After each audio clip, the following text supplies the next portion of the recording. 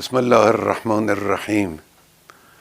عرض سلام دارم به ملت عزیز و بزرگ کشورمون. شهادت سرداران و دانشمندان عزیز که البته برای همه سنگین است و تعدادی از مردم غیر نظامی رو به ملت ایران، به خانواده های اونها تبریک و تسلیت عرض میکنم. امیدواریم انشاءالله خدای متعال درجات اونها رو عالی کنه و ارواح طیبشون رو مشمول لطف ویژه خودش قرار بده. و اما مطلبی که مایل بودم با ملت عزیزمون در میان بذارم اینه که رژیم صهیونیستی اشتباه بزرگی کرد، خطای بزرگی کرد، غلطی کرد و عواقب او رو بیچاره خواهد کرد به توفیق الهی. ملت ایران از خون شهدای گرانقدر نخواهد گذشت، از تجاوز با آسمان کشورش صرف نظر نخواهد کرد.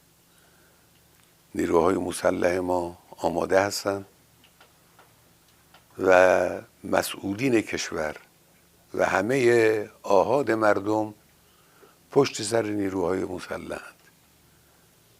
امروز از همه جناح‌های گوناگون سیاسی کشور و آحاد گوناگون کشور پیام‌های مشابهی صادر شد.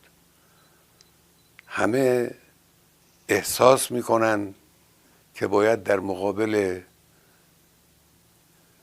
هویت خبیث رذل تروریست صهیونیستی با قدرت عمل کرد.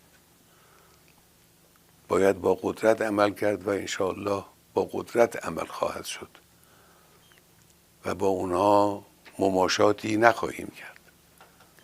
زندگی برای اونها تلخ خواهد شد بدون تردید. فکر نکنند که زدند و تمام شد. نه، کار رو اونها شروع کردند و جنگ به راه انداختند. ما به اونها اجازه نخواهیم داد که از این جنایت بزرگی که انجام دادند خودشون رو سالم خلاص کنند.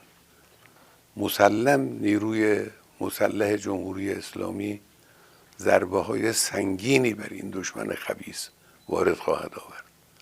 ملت هم پشتیبان ماست، پشتیبان نیروهای مسلح و جمهوری اسلامی به اذن الهی بر رژیم صهیونیستی فائق خواهد شد.